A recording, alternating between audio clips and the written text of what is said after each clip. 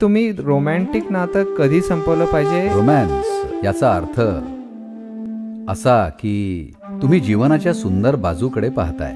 त्याची जी छाप आहे तुमच्या आत ती कितीतरी जास्त खोलवर आहे विचार प्रक्रियेपेक्षा. जर अशी गोष्ट घडत असेल तुम्ही कुठला करार करू नये. जेव्हा मी लग्न करणार होतो, ज्या क्षणी तिनं मला पाहिलं ती जोरजोरात रडू लागली आणि तुमच्याकडे दुसरा मार्गच नव्हता. मी म्हणलं चला होऊन जाऊ देत.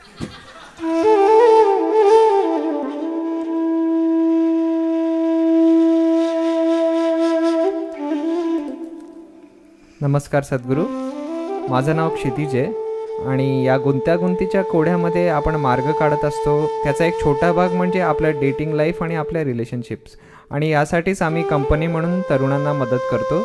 असं म्हणूया 18 ते 45 वयामधल्या त्यांना दिशा दाखवायला मदत करतो.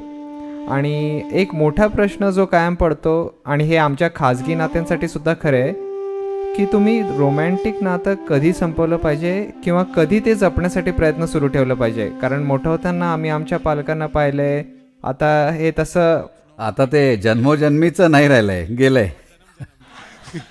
हाच जन्म इतका अवघड होऊन बसलाय. पण मग आणखी एक गोष्ट, महिन्यापुरतं, एका महिन्यापुरतं महिन्यापुरतं. हे बघा, आपण प्रत्येक गोष्टीकडे बघताना एक्सपायरी डेट जोडतोय प्रत्येक गोष्टीसाठी. त्यात मानवी नाती सुद्धा आहेत. हे पहा, वेगवेगळ्या प्रकारची नाती असतात.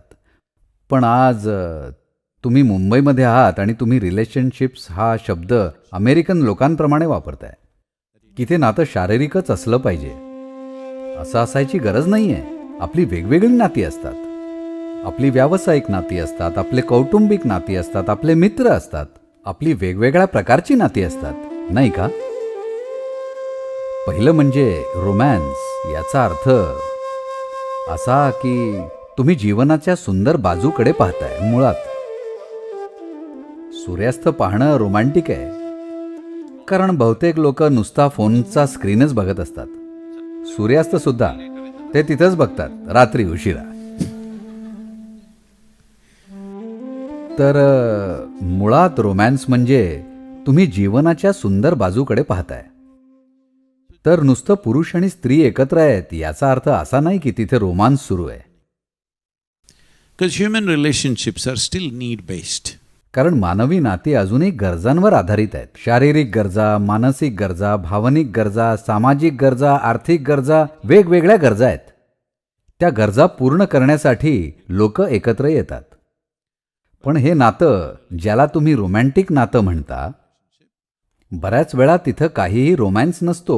फक्त आसक्तींची पूर्तता होत असते. काही आसक्ती व्यक्त होत असतात ज्यांच्याकडे लक्ष देण्याची गरज असते.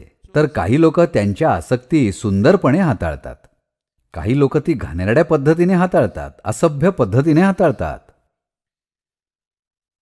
जिथं भावना गुंतलेल्या असतात, जिथं तुमचं शरीर गुंतलेलं असतं. विचार वेगळी गोष्ट आहे. हे बघा, विचार वापरून मी आता तुमच्यासोबत खेळू शकतो, पुढच्या क्षणी मी थांबवू शकतो. तो खूप लवचिक आहे.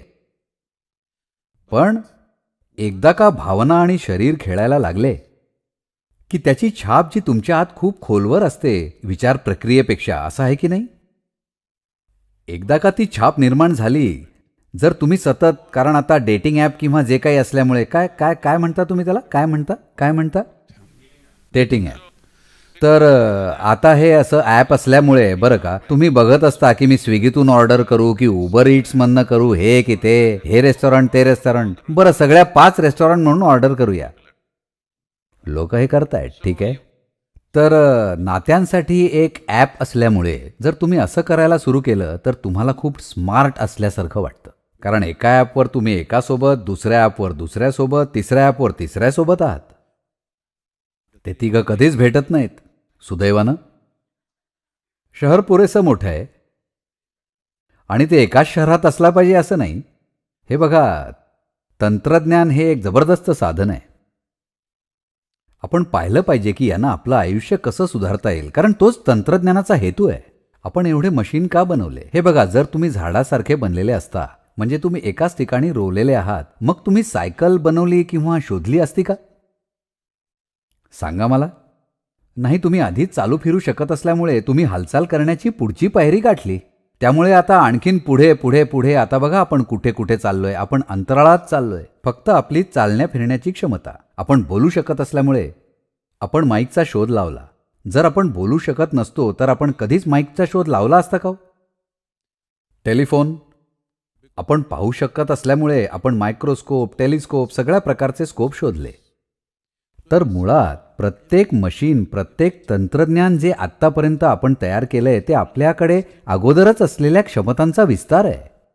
म्हणून तुम्ही सक्षम आहात बरं का. जर तुम्ही 60-70च्या दशकात असता तर तुम्ही फक्त शेजारच्या मुलीच्या प्रेमात पडू शकत होतात, ती जी कोणी असेल. आता तुम्ही अशा कोणाच्या तरी प्रेमात पडू शकता की जे 10,000 मैल लांब आहेत आणि 10 वेगवेगळ्या लोकांसोबत प्रत्येक 1000 मैलांवर. तर ती एक ठराविक सुविधा आहे, ती चांगली आहे. कारण नाहीतर तुमचे पालक कोणीतरी शोधतील आणि म्हणतील हीच मुलगी तुमच्यासाठी योग्य आहे. का? कारण कुंडली चांगली आहे, तिचे वडील चांगले आहेत आणि जे काही. मी सगळं तुम्हाला का सांगावं. पण बरं का, जेव्हा माझं लग्न होणार होतं मी नुकतंच या मुलीला भेटलो होतो आणि मला फक्त तिचं टोपण नाव माहीत होतं. पूर्ण नावसुद्धा माहीत नव्हतं मला. मी ठरवलं हीच ती. मग मी जाऊन माझ्या वडिलांना सांगितलं. ते म्हणाले तिचे वडील कोण आहेत, ते काय करतात, कुठे राहतात. मी म्हणालो मला नाही माहीत ते काय करतात ते. नाही, तुला तिच्या वडिलांबद्दल, कुटुंबाबद्दल माहीत नाही आहे, तुला काहीच माहीत नाही, तू लग्न कसं करणार. मी म्हणालो मला फक्त मुलीशी लग्न करायचं आहे, तिच्या वडिलांशी लग्न करण्याचा माझा विचार नाही. फक्त मुलीशी करायचं आहे. मी जीवनात या गोष्टींकडे बघत नव्हतो. मला वाटलं या गोष्टी माझ्यासाठी नाहीत, कारण मी जे करतोय त्याच्यात मी बिझी होतो. ज्या क्षणी तिने मला पाहिलं तिचे डोळे भरून आले आणि तिच्याकडे दुसरा मार्गच नव्हता. मी जिथे कुठे जायचो ती माझ्या मागे येऊ लागली. म्हणून मी म्हणालो ठीक आहे, होऊन जाऊ दे. दोघातल्या कोणालाही जर त्यांना असं वाटलं की दुसरा कोणता मार्गच नाही आहे तर हो, पण प्रत्येकजण त्या अवस्थेत येईलच असं नाही आहे. मग तुम्ही करार केला पाहिजे. करार मॅनेज करावे लागतात. प्रेमाला मॅनेज करावं लागत नाही. करार व्यवस्थित मॅनेज करावे लागतात. ती एक देवाणघेवाण आहे. फक्त एकतर्फी व्यवहार काम करत नाही. हॅलो, कशाईमध्ये ते लग्न असो किंवा बाजारपेठ, दोघांनाही त्याचा फायदा झाला पाहिजे, नाहीतर ते काम करणार नाही, नाही का.